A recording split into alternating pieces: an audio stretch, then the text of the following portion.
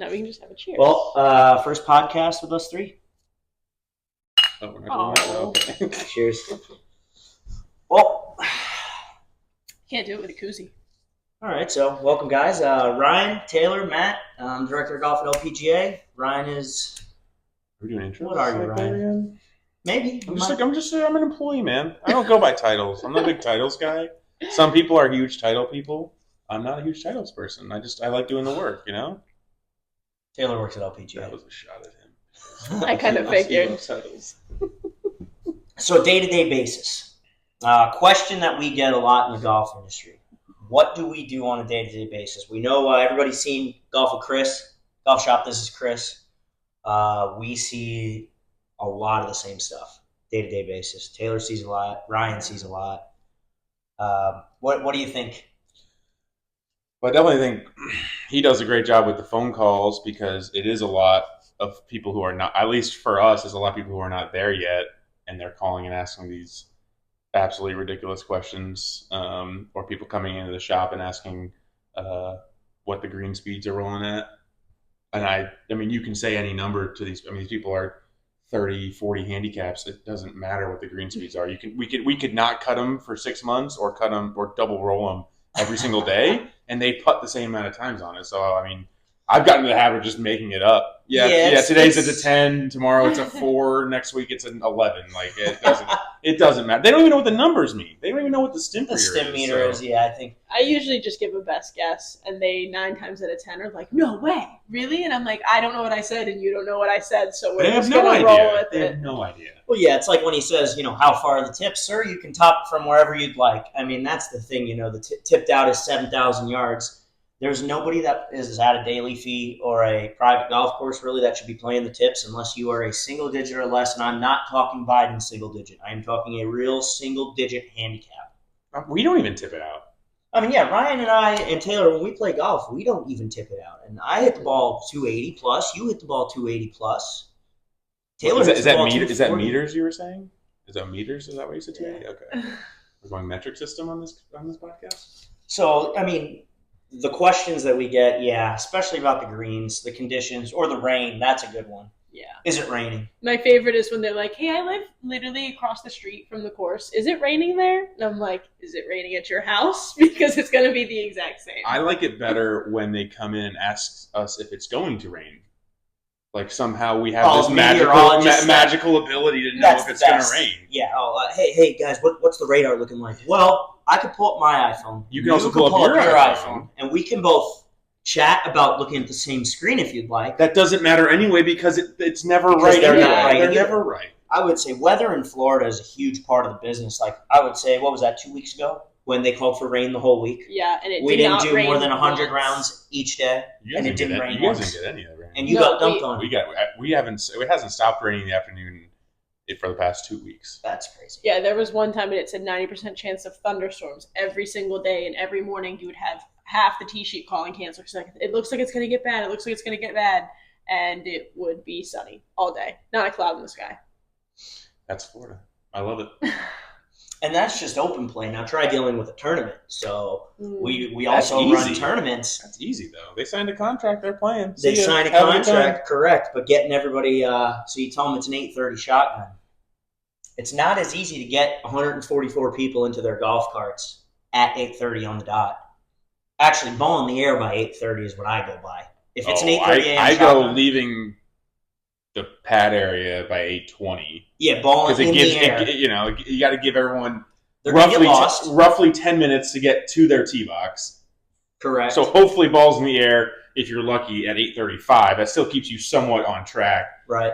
Although, have you ever had any size shotgun play on pace? No. I mean, you're never going to get it on pace, especially when they're drinking. We do a lot of charity ones. I know you guys do a lot of junior tournaments. We do a couple, but like the ones where they're drinking for fun, like it's just a drink-a-thon, you're going to have the 6-hour rounds, the 5.5-hour shotguns, and then you're going to have a 2-hour buffet after, with the award ceremony. We just had that one group the other day that had played 6.5 hours, was their pace, with a broken golf cart because the guy was drinking too much.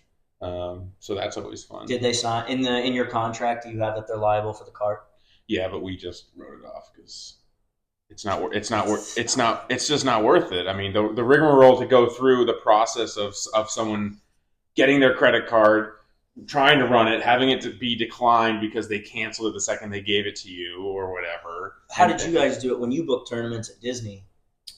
So they would They give just signed me a contract and said, "Hey, have fun golf operations. I don't care. Here's yeah, 3 let's say shotguns in sign one this piece of day." paper I wrote in crayon. Yeah, and I'll give it to basically, you. that's all I ever saw.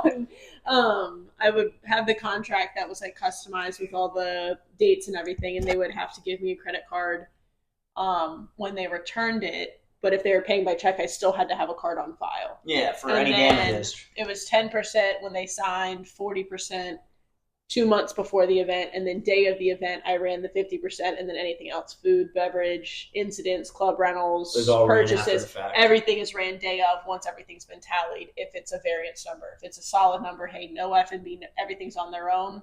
We just are paying for the golf. That number was ran morning of.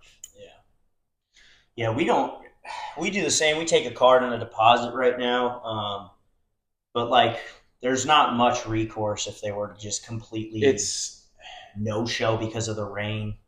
Oh, I mean, our payment's done in full 30 days before the event. See, we don't do that, so and I wish we did. 30 days from the event, we have payment full from every single player. So even if we will give some money back if they submit, like they have like 5 less players or whatever. I can't do that because my guys will get like an extra 10, 15 signups the day before to fill it. What their total is. Like, so if they book for 144, they might have 100 going into the final day, and then he sends me an update. Oh, I fire sailed the last tee times, and now I have ours are. I think I don't know this from what you have, but for ours a lot is it's people who are way out of town, so the ability of them to get somebody to book a flight, then book a room at our place is much more difficult. Mm-hmm. So their numbers that they're agreeing to 30 days out is a lot more accurate because they're not going to, I mean, if you have you're a resort course, too, right? We should clarify. Yeah, if you're a local group and you're 2 guys down, you can call 10 other people who live in the area and be like, hey, do you want to play this event? Yeah. Whereas, everyone's from Wisconsin. Well, it's not very likely you're going to be able to find somebody a week before that can book a flight, get the time off from their job or whatever, and book a room in the allotted time for them to get down for the event. Plus, they have to pay all the fees, and it's a lot of money for all that just to know about it a week in advance. So because it's different clientele and it's different groups who are coming, I think that's why you will get those different numbers, and you can't charge 30 days out because you don't even have any clue of what your numbers are going to be. Well, that's why at Disney we had the 20% clause, meaning they could go down 20% without penalty, because we had a lot of the out-of-towners and people who are like, oh, it's a family reunion, but if someone gets sick or there's an emergency or whatever, they cancel their flights and they can't come. We have that variance that, we can cancel a tee time 2 weeks out and there's no penalty because of, I guess, the clientele overall. That one was more resort based, whereas like with LPGA now, we're more local based and charity based, like you said. That it's like they're gonna get the people regardless, whoever it is. They'll find brothers, cousins, sisters, someone to show up to fill the numbers. Makes sense. I think my favorite thing in the golf shop, so you guys have been there obviously for our main pro shop, you have to walk through a restaurant to come in to the golf shop. Mm-hmm.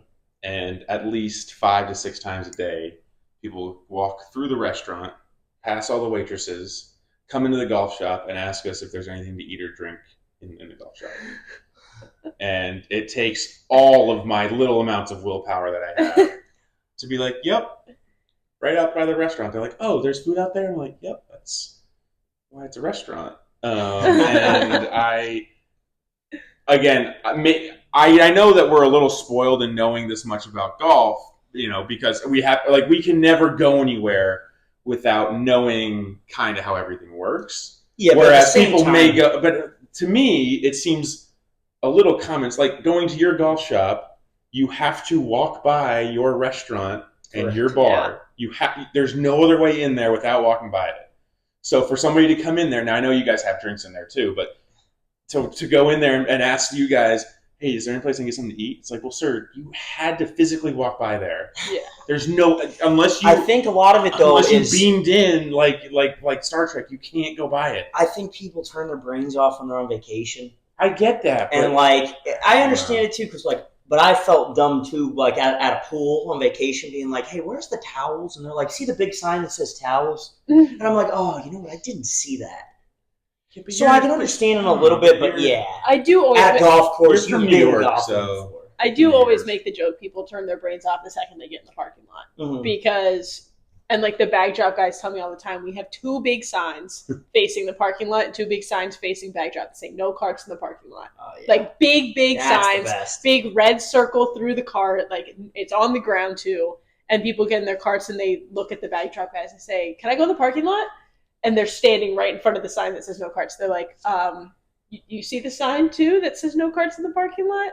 So I think most people 9 times out of 10, it's just they're laser focused. Check in, go to the course. Check in, go to the course. I also think that has some factor to where they play, because if you play at a local municipal golf course where there's no GPS on the carts and it's just you and you're best friends with the owner or the pro shop guy, like everyone knows each other because it's this local course or whatever. Those carts go everywhere because you don't have a GPS locking up your drive there. You can go anywhere, and they don't. So they just think that's how everything works. So they come to a nicer facility that has new carts that have GPSs that control where you can go, how fast you can go, stuff like that. They're not used to that. I mean, we all remember from Disney. I mean, how many carts do we have to go out and get in the parking lot because people are like, "Oh yeah, I'm good," and then they get locked out there and they can't go anywhere. We're dealing with that right now with our GPS units too, and people just want to drive where they want. And at the end of the day, you got to be able to protect the golf course, and that's what our job is. And it's very hard to get that through to your members and your open play. It's also just safety of the players. I mean, if you're driving, again, a lot of people, rumor has it, they have some beers. I've heard it happen every once in a while. Once or twice. Well, yeah. Once or what? Did you just have twice? Okay. But you're driving in the parking lot. You're not really aware of what's going on. Someone's on their phone texting or something like that while they're driving, Taylor, and then all of a sudden they get smoked. Well, that's not fun for anybody, and that's the big. I think that's one of the many reasons that you like no cars. It's a simple idea because it's all safety based. It's also just use bag drop. We have a literal circle. We have a roundabout made for you to come and drop your bag off. But people just want, and you know why. And we'll get into this, but we know you want to load your bag with beer. We know you want to load your bag with shit. That's not what I was going to say, though. No, we know exactly what you're doing. Yeah. You want to load your bag with beer. I think it's this. It's not the tips. I think people don't want. I think that's a factor for some people, but I think at least for us, people are like, "Oh, can I drive the car out to my car?" I'm like, "Well, no, we have a bag drop. Just drop your clubs off. We'll bring them down, load them up, everything like that for you. Don't do that." I don't think they want to do that because they don't want to give the $2 but they're for a already tip. paying so much at your course. They're above the threshold of caring about a couple. I don't think they are. Really? Well, it was the same way. Our members are. And our members will tip all day too. Our members don't care. Yeah, our members don't care either. At Disney, you're gonna think they're dumping how much money into the travel, the hotel, to stay there for meals, yeah, but that's for this, not my that, problem. and the other. That when they go to golf, it's not. You're not forced to tip. It's a nice thing to do. I agree. Yeah, it's not expected all the time. Though. It's not expected. It shouldn't be expected. And everywhere that I've worked, I don't think I've ever been in a situation where I think it's expected. Even if you go above and beyond, it's still like that's your job. A tip is a tip. Yeah, it is what it is. Exactly. I think the tipping culture in America has gotten it so that if anybody does anything remotely for you, you're expected to tip 20%. It's like, well, that's ridiculous. I mean, all he did was take my bag out of my car and put it on a cart. Yeah. I don't think I need to. You don't. Well, that's if all you the want memes to, now. go ahead, but you don't. You need they to. flip the iPad around. It's like, just one quick question. That's all the memes now. Yeah. But like I've told people before, and they're like, "Oh, I don't want to use bag drop. Like I've got it myself." And I have literally told them, like, they'll take care of your bags. We pay them for a reason. Yeah. They're not out here only working for tips. Like they are getting an hourly salary. Like they're good to go. Okay. You okay? Yeah, I'm fine. That was a struggle right there. All my retainers in, so I'm not used to. Wouldn't that be easier? Not used to not having it. Oh, I gotcha. But yeah, it's a toss up. But can't let people go into their parking lot. No, it's not worth it at the end of the day. There's just no benefit because then all of a sudden they hit someone. I mean, we had somebody drive out there, leave their cart parked next to a motorcycle, and it was so packed in for us to try and get it somewhere else. I guess actually ended up knocking over the motorcycle because it was sitting out there, and they're like, "Well, how do we maneuver?" It was like, in a very difficult spot. Yeah, It was a lose-lose situation that we had to do. We should have just left the cart there until the motorcycle moved or something. But there's so many variables when that car goes in that parking lot that it's just not worth it. And it's not. And I understand there's a lot of courses that are like, we'd rather just, because they don't have outside staff. So like, yeah, Well, go it load depends yourself on the level up. of facility. Right. Like us three are at facilities where it's elevated enough where we have the staff. We're not at Royal St. Cloud. Like Royal St. Cloud in Florida, you go up, there's no, they don't even have windshields. I know. It's all gas carts, and they're sitting in the parking lot. And all you do is you go grab your cart, you drive, you don't get a key yet. You go into the golf shop, you check in, you get a key. And it amazes me when people come into our golf shop and they ask me for a key. I'm like, I had what? no idea that's why. I just was like, they're out there. A lot of places, because they don't want people outside, they don't want people just to grab random carts and go. Correct. You have to pay for your round of golf, and you get a key. You get a key, and that's how they give it to you, and that's when you. Because there's no starter to check you in. No starters. The only way they check you in is, here's a key. You're good. Correct, and then that's not the type of golf course that you're used to playing or working at. No. Yeah, we play at nice golf courses, but not everybody gets to do that. Like you go to friggin' Montana, other than the very high end ones like Big Sky and stuff. Montana was your first instinct? You're gonna find Where is Montana? munis. Where is Montana? Northwest of the United States ish. Close Above Nevada, east of Washington. Pretty close. Close enough. Pretty close, man. I'll give you credit. We should. I want to videotape you doing that game though, and just see what your actual percentage would be if you had to guess every single one. So, craziest story that you've dealt with, at least in Florida. In Florida. Well, there's actually two, but I'll probably go with the one. We had a charity tournament, and we had an NFL player who was playing with a Make-A-Wish kid, like a Hope Foundation type thing. The kid and the NFL player, I won't name the name, they're driving out. We're leading them out in the shotgun, 144-person shotgun. They turn around, hold three, and a deer jumps straight out of the bushes, through the golf cart, kicks the Make-A-Wish kid in the jaw, breaks the kid's jaw. The NFL player grabs the deer and rips him down this way. He gets kicked in the shoulder and knocked out. So I've got a knocked out NFL player and a broken jaw kid, all before they even have the ball in the air. You can't make that up. Well, you can't prepare for that one either. That's really not on your check. You're not on your checklist of like, hey, what are we making sure that we know what's going to go on. Yeah, that's just so the hard. The dents in the cart afterwards too, like the fur was all over the bottom of the golf cart. Well, wildlife in Florida. I mean, you don't. I mean, how many cottonmouths did I have to kill at rattlers? Oh yeah. I mean, all I did on days was just go over there and stick a shovel through the back of their Shovel head, right through the back, throw them right back in the woods, and they just kept popping up. I mean, it's the only thing you can do. Well, because we're repopulating. Well, yeah. I mean, geez, they're like Catholic rabbits. I mean, they just are just pounding away. It's crazy.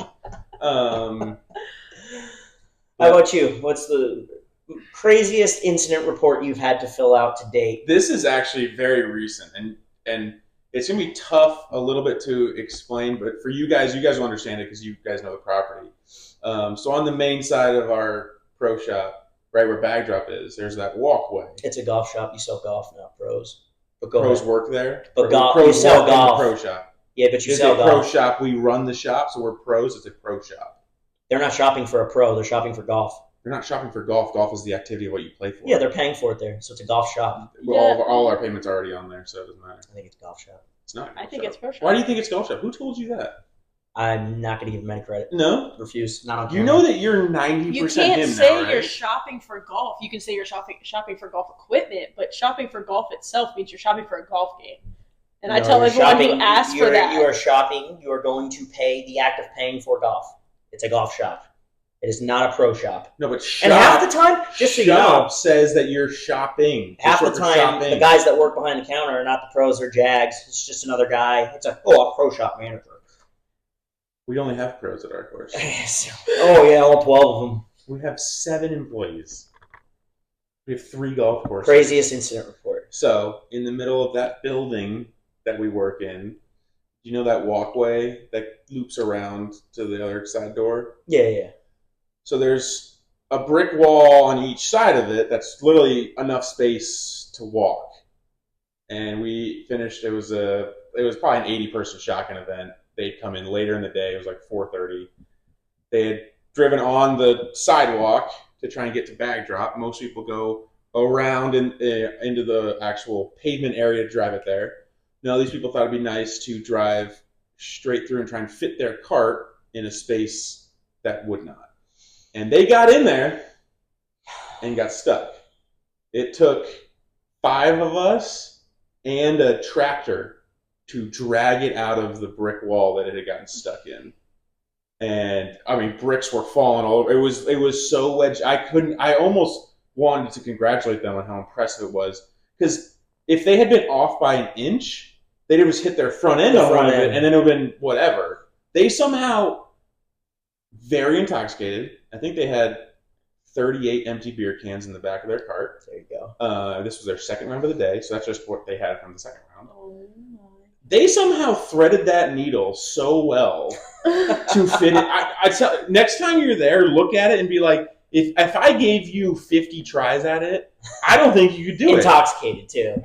Even sober. I'll give you 50 tries at it sober. I don't think you get there, because my guy at Backdrop was telling me they were flying. It wasn't like they were like teetering in. No, because to get it stuck there, they had to zip in there. They were going max speed. So somehow they took that corner, max speed, thread the needle, and got stuck in there. It was one of the most impressive but craziest things. Why didn't it mess up their legs?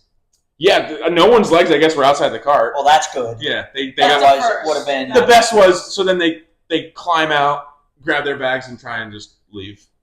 And my backdrop guy's like, "You guys have to wait. We have to get our security team over here to write a report, because this is not okay." This is not Don't know good. if you know this, but this isn't how you're supposed to leave a golf cart. And that's the side of the business a lot of people don't understand. Like, yeah, golf is fun. We want you to go out there and have drinks with your friends, but be responsible. I mean, I don't want to get a call about a cart in a lake. We've done that. I agree, and I know before I started working in golf, when I was working in college athletics, during COVID, we went out and played a lot of golf, and I didn't really think anything of some of the stuff I was doing, but I remember one course, we played late in the day. They must have told us what time to bring the carts back. I don't remember, but we played until probably 7:30, 8 o'clock. It was pitch black, and brought the carts back. Pro shop was closed, golf shop, whatever you want to call it. Every other cart was packed away. I guess we pull in there, and the guy was all pissed. And he's like, "Carts were supposed to be in at 7." We're like, "Oh, I had no idea." And I didn't at the time. Well, now thinking back, again, rumor has it someone had a couple cocktails on the course. I don't know who, but someone did. Yeah, I mean, it's just common sense. If you can't see the ball, go in. I can't see the ball anyway. Yeah, that amazes me when people try and get it in, or the morning guys too. We got guys. I have guys that will tee off with a headlamp and glow in the dark ball if they could.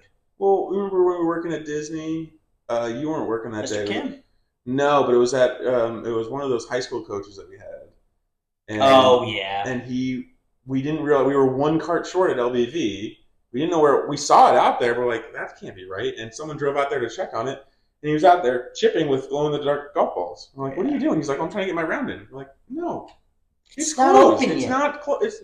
No, this was at the end of the night. Oh, that's the end of the night. Yeah, it was like 8:30, 9 o'clock. He was still out there. It's pitch black.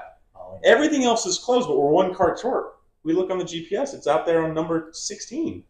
And he's like, "Yeah, I'm just trying to finish my round." We're like, "Nope, course is closed. It's pitch black. You can't play out here with because there's no lights on the golf carts. The only so you're place I've driving seen in is pitch Bay Hill. black. Bay Hill's the only one who has lights on their golf carts. Okay, well when we work at Bay Hill, then people can play later. Well, those are only for the member carts too, because they have 2 different fleets. Yeah, I mean our member carts have lights on them, but yeah, our members would not be caught dead out there. Well, and it's a private cart, so if they want to go out there and play at 7 o'clock at night, do what they want. It's a private course, I don't private care. cart. What people call me all the time. They're just like, "Hey, this is Mr. Whoever," and I'm like, "Yeah, you have your own cart." They're like, "I know T-Sheets closes at 6, but any chance we can go out?" I'm like, "I don't care.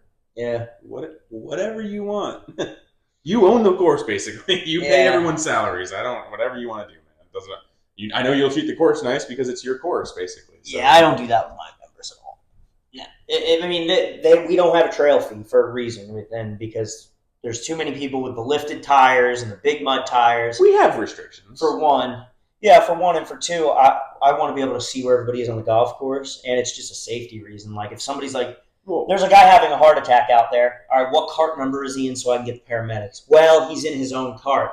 I now don't have it on the GPS. No, but I mean, all of our private or our member private carts have GPSs on. Right. So you made them do that, and they all have cart numbers because they have. Well, it's not cart number; it's technically a GPS number. But if they say, "Oh, this I broke down earlier. What's your cart number?" They'll know it's 6. It's always in the 600s. Yeah. Higher ones. So okay, yours is 636. Oh, I see you. But you have a system in place so you know whose cart is whose. Correct. So, right. We don't have that. Our members wouldn't go for that. They wouldn't go for that, A. And for B, we have 186 golf carts. I want to use all 186 of them every single day. Yeah, I don't want other people. And the other thing, too, is I don't understand this. As a member, why would you want the wear and tear on your car? I don't know. Why? Just, I think it's if you live in the neighborhood, drive up, park your cart, and get one of ours. I think it's the ease of it, though. I get it. You have your speaker, you have your radio, you have it's the same car, and when you pull out of your driveway, your bag's already on your cart. I understand. Your shoes are in there. You don't really do anything. Like our members who have their own carts, they don't even need to really get out of their And it's even harder to track your food and beverage sales on the golf course when they have their own cart because you don't know if they got a big ass cooler with beer in it. And it's even harder. It really is. But when they stop at bag drop like they're supposed to, or they tell us they're coming, or we see them on the tee sheet, we pull their bags, we put them on the cart for them so it's ready for their tee time. Nothing wrong with that. Use our carts. They're state-of-the-art carts. They're the best Easy Go carts you can buy right now. Easy. You guys have the best Yamaha carts you can buy for right now. I mean, there's no reason to take your own golf cart. And if you want to, you waste your own battery and use your own battery life, wear and tear. I mean, just doesn't make sense. That's why we don't mind it because it's less wear and tear on our golf carts. Correct. And we obviously do have a trail fee. You have a trail fee. Correct. We used to. We don't anymore. We get the revenue from it anyway. And the trail fee, for people who don't know, it's just a one-time payment at the beginning of the year that covers you using your golf cart for the whole round, as opposed to you paying a cart fee every time you play golf. But depends. You have to see if that works for your business. Like, well, if your members, like I have members that'll pay 5 days a week. If I had a $1,700 cart fee or trail fee for the year, I'd lose money on them. A lot of money. I think we have a little bit of both. But your dues are higher. Oh well, obviously, and our initiation's higher. Yeah, but we have an initiation. We don't have an initiation, Taylor. Right? No. I think that's the big thing. Is like ours evens out. We have people who do play 5 to 6 days a week, so we probably lose money on their trail fee for the year.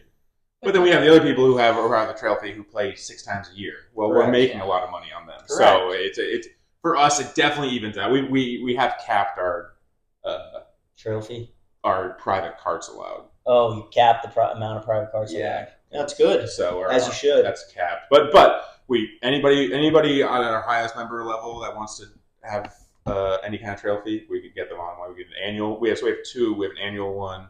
And monthly? And no, it's a seasonal. So they have it. They have it from October until April. Now, how does your membership breakdown work, Taylor? Why don't you tell them how our membership breakdown works, and Ryan can go over his. Yep. Take beer. Breakdown is in like our different levels. Mm-hmm. We don't go. Yeah. So like we just what are the tiers and the full prices?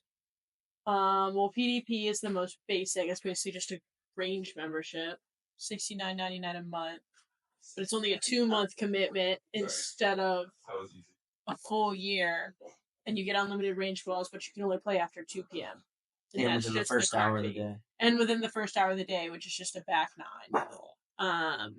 But then you can go into regular golf. Well, you have social range, which is basically the same thing as PDP.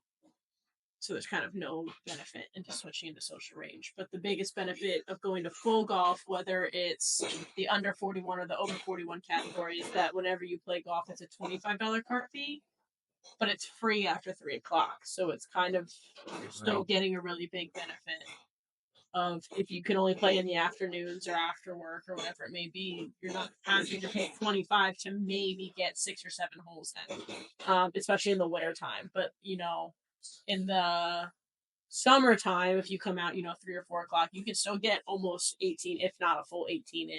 Yeah.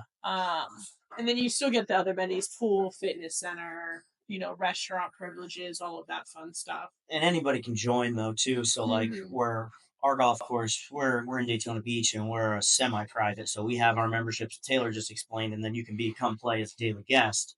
Whereas Ryan's golf course, I believe you have to own property, a home. You have to own a physical property in the resort limits, because there are properties just outside of it that don't count. So, and what does it cost? What's your initiation? Highest level initiation is $7,500. Okay. And then it's $850 a month. Okay. Our next level. So before you put a tee in the ground, you're out almost $10,000. Yeah. Okay. $8,000. With tax, resort fees, you don't have any of that. The resort fees are built in there. The tax, I'm sure. Do you guys do background checks? We do too. Background. Well, we do background checks for them purchasing the property. Oh, so you guys don't run a secondary. You don't run a secondary when you get their SS and everything. No, we don't. I mean, which I guess makes sense because they don't have a previous one through us, so we run the background check. Correct. Yeah, we have when the realty. They get background check everything before they buy a home in the resort. So we don't get any of that. But then we have our secondary level, which is our social membership, which is $5,000 initiation, and it's. What do you get with your social? So you get access to the golf courses, but you do have to pay a greens fee. So you pay a greens fee and a cart fee, all combined. Well, we don't charge a separate cart fee. Most Florida doesn't. So it's all built because into you can't play in Florida without taking a cart. You can, but you don't want to. I guess Country Club of Orlando's walking only. I know you can walk Nona. You could walk Disney technically. You could walk Disney. We allowed it. Just you don't want to. I mean, the distance between what's the par 3 on the back 16. Of what? LBV. The distance from the tee box of 16 on Lake Buena Vista to the tee box of 17. Oh gosh. Over the bridge, over the water. Yeah, but you're already playing the hole. I understand that, but it's still a hell of a walk. Yeah. I was thinking more of from 9 green to 10 tee box. 9 to 10 tee box or Palm. Palm's not too bad, but Mag was bad. Magnolia has some serious, especially with the new renovations. We have to go across that massive bridge to get. I haven't been there. So the way they did it was the last 3. So 16, 17, 18 are where they're at, but they had moved 16 and 17 to be almost parallel to the road. So to get from 15 to the last 3 cluster that they made, you have to follow 15 all the way to the very end of the wood line, almost towards the Grand Floridian, cross a bridge up and over this that little river swamp thing they have, up and over all the way across to get to almost 18 fairway, and then follow the path all the way back up to get to 16 tee, and then you'll play 16. And then you follow the path up, play 17, and 17 is an island green that ends at 18 tee box, and then you play 18 down in the pro shop. Golf shop. Whatever. Say it one more time. But imagine walking that from. Yeah, his is a golf shop. He has no pros there. Womp womp. Imagine walking 15 green all the way down that long bridge across the water, all the way back up to get to 16 tee. Yeah, I know. And you lost me at Imagine playing Disney. Yeah, I know. So, yeah. But it's just we have nothing against Disney. If I ever had to walk that, I think I'd probably just jump in the water at that point. I don't think I would. Cap. Is that right? You two are just arguing about whether we like Disney or not. I did not. I just called Cap. That golf course is way too long to walk, though. Agreed. It's too wet. Way too. Well, they're using temporary tees right now on 18, so you tee off midway through the fairway. Nice. But all 18 are open. They're redoing the. Well, the road work still isn't done on the road, so they're letting you play 18, but you can only get so close to the construction without them getting in trouble. So they have you teeing off mid fairway. That's a cluster if I've ever heard of one.